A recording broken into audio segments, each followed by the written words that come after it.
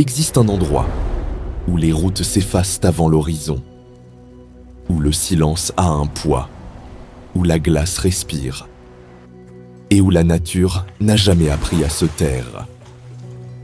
Un lieu où l'homme n'est qu'un invité et où la toundra s'étire à perte de vue sous des ciels immenses. Un territoire immense, indompté, presque irréel. Ici, les montagnes percent le ciel, les rivières racontent l'âge du monde et les nuits s'illuminent de lumière venue d'ailleurs. Explorateurs, aujourd'hui on va là où la route s'arrête et où la nature reprend tout. Bienvenue en Alaska, la dernière frontière de l'Amérique. L'Alaska s'étend à l'extrême nord-ouest du continent nord-américain, séparé du reste des États-Unis par le Canada. En 1867, ce territoire est acheté à la Russie pour seulement 7,2 millions de dollars. Un accord jugé absurde à l'époque, devenu historique aujourd'hui. Avec plus de 1,7 million de kilomètres carrés, c'est le plus vaste territoire des États-Unis, 3 fois plus grand que la France. Pourtant, moins de 750 000 habitants y vivent. Une densité presque irréelle. Ici, l'espace domine tout.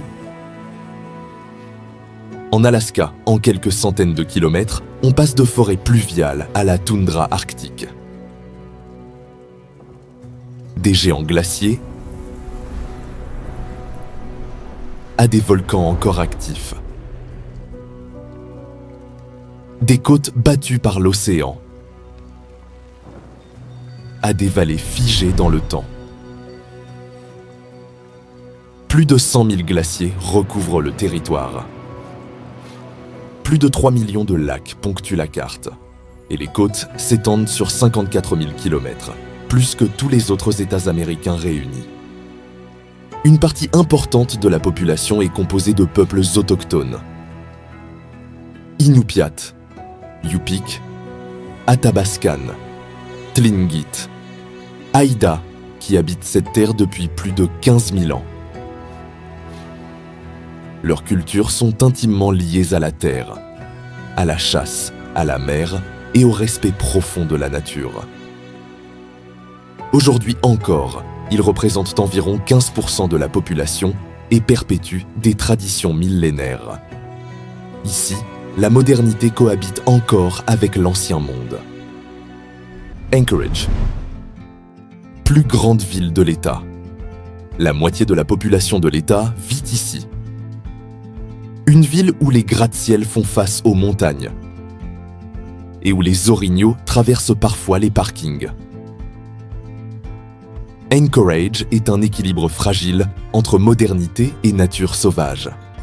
Un point de départ, la véritable porte d'entrée vers l'inconnu. Fairbanks.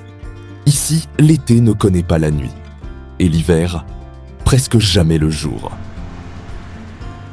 À moins 40 degrés, les rivières fument et les aurores boréales dansent au-dessus des toits. Fairbanks, c'est le seuil de l'Arctique. Juneau, une capitale sans route. Accessible uniquement par avion ou par la mer. Coincé entre montagnes et fjords, Juneau défie toute logique géographique. Un lieu où un glacier arrive presque jusqu'au centre-ville. Au cœur de l'Alaska se dresse le parc national Denali. Ici s'élève le plus haut sommet d'Amérique du Nord, le mont Denali. Un géant de plus de 6190 mètres, souvent caché par les nuages, toujours respecté.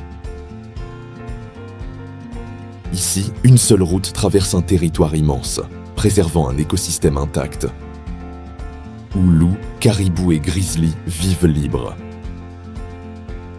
Ici, l'homme ne domine rien. Continuons vers le parc national Glacier Bay. Ici, des glaciers grondent, se brisent et tombent dans l'océan.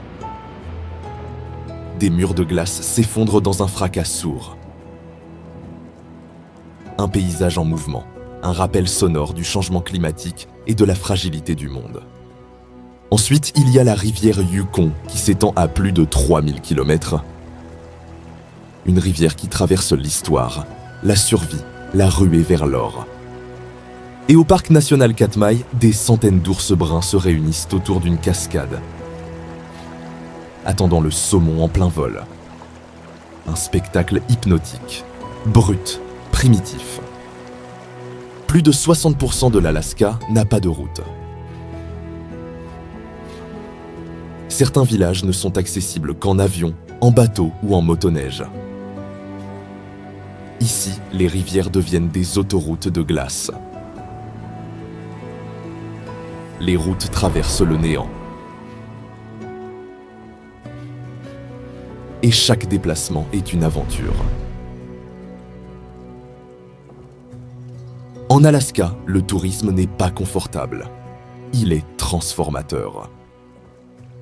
L'Alaska n'est pas seulement un lieu, c'est un monde entier. Un territoire qui nous rappelle que la planète est plus grande que nous. Que le silence est précieux. Et que le sauvage existe encore. Ici, la nature parle en premier. Et si l'on écoute vraiment, elle nous change. Merci d'avoir voyagé avec moi. Et à la prochaine pour une nouvelle aventure.